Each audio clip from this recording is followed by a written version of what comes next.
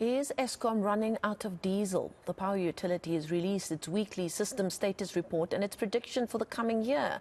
The report has revealed the no usage of open cycle gas turbines, which is often used to mitigate higher stages of blackouts. However, Eskom spokesperson Daphne Mokoena says this was done to conserve diesel this week.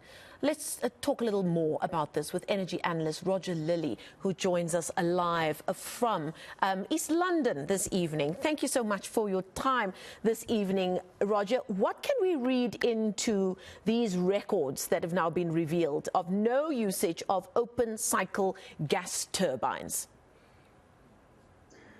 Yes, good evening. Thank you for inviting me to your show. Look, Eskom will use its open cycle gas turbines for emergency power. That's what they were developed for. That's what they're for. But we know that that comes at a great cost to the utility because of the recent price increases in diesel has affected them too. So whether or not they have consumed all the reserves of diesel they have on hand or not, we don't know. They will not tell us, I'm sure. Nonetheless, the situation is very interesting from my point of view as an analyst. And that is because right now, when we look at the load shedding schedule for tomorrow and Sunday, we notice that from 5 o'clock tomorrow morning until 4 o'clock tomorrow afternoon, stage 2 load shedding will be applied.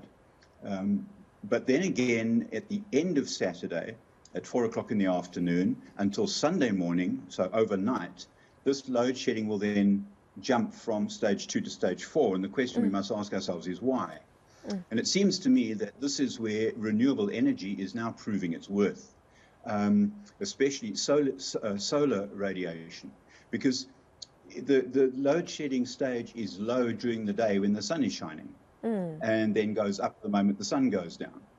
So it's obvious that that the solution indeed would be more renewable energy plus more storage in order to be able to carry that energy on into past sunset. So for me, that's a very interesting figure that I've seen from them.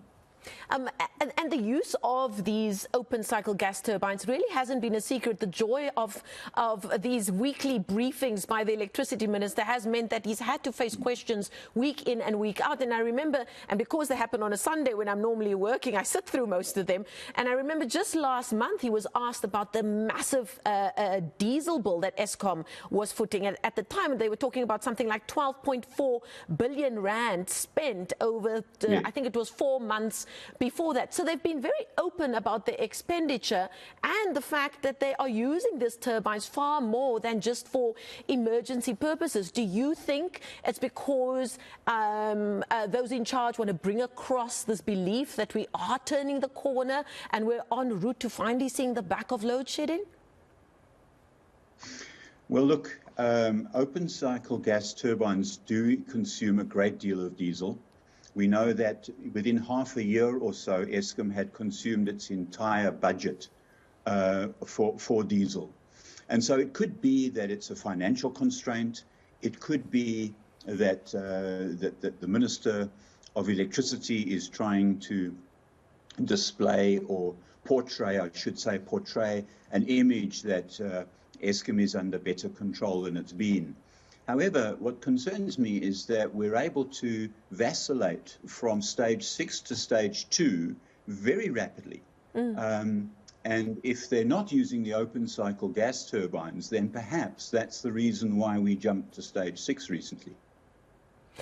From the numbers that you've seen, do you think that there is enough admittance that the massive wave of renewable energy now being adopted, especially in sort of your suburban, urban areas, and big corporates, and you can see in places like Sandton, big office blocks making the transition to using solar energy or other alternatives. Do you think there's enough of an admittance from those in charge that this transition has actually had quite a big impact on electricity usage? That is a very important question, because the reality is that the load that Eskom faces has reduced from around 32,000 megawatts at this time of year to 28,000 megawatts. So where's that 4,000 megawatts? I put it to you that this is rooftop solar in shopping malls and businesses and even people's homes, all combined together.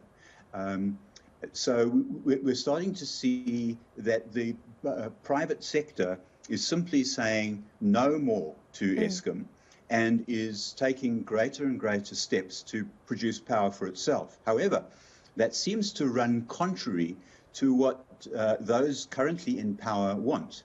Those currently in power appear to want us to be reliant on what the state provides as far as possible, and not allow the private sector to come alongside. But it's been forced to allow the private sector to get involved, and the moment it does so, then the private sector shows up the public sector for what it is, because we start to see that projects come online, on time, on budget, there's no corruption, everything seems to happen on time, everything seems to happen properly, as opposed to what we have seen in recent years at Eskom in particular. I mean, we take Kusile, for example. Right now, Eskom is pinning its hopes to be able to reduce load shedding by December this year. And it's pinning its hopes on the Kusile coal-fired power station, because it hopes that by the end of the year, the Kusile power station will be complete and it'll be running properly, and everything will be, all the power that we need will come from there. However, this remains to be seen, because when we look back over history, the history of Kusile, which should have been completed at least 5 years ago, and we see that the mess that came through that whole process, we realize that it's not likely to actually be there by the end of December, at least not in a reliable form as Eskom would hope. And also, Eskom's very quiet about the fact that it's losing Koeberg. One of Koeberg's units, which is equivalent virtually to a stage of load shedding, has been offline since last December. Sure. For major refurbishment, and is going to come online hopefully in November. And then the moment it comes on, 4 days later, the second unit is going to go off for a similar period of time for its refurbishment. So Koeberg is almost out of the equation now, and so it's pinning its hopes on Kusile for 4,800 megawatts instead of trying to get the private sector to provide more and more power in parallel with Eskom, so that the country can have the electricity it needs and reduce load shedding to minimum, if not completely remove it. An ongoing conversation I'm sure we'll have. Thank you so much for that latest insight. Energy analyst Roger Lilley joining us live there virtually from East London. We thank him for his time this evening.